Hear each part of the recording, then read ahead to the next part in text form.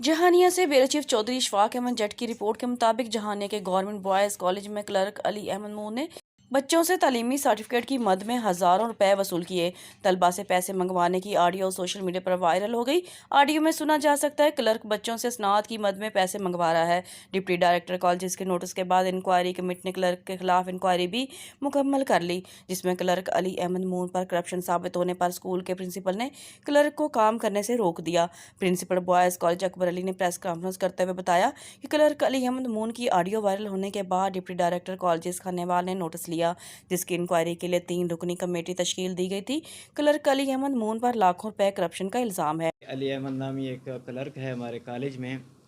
उसने बच्चों से सनद के बहाने 500 लेना शुरू कर दिए थे और उसकी कोई कॉलेज या बोर्ड की तरफ से कोई फ़ीस नहीं होती।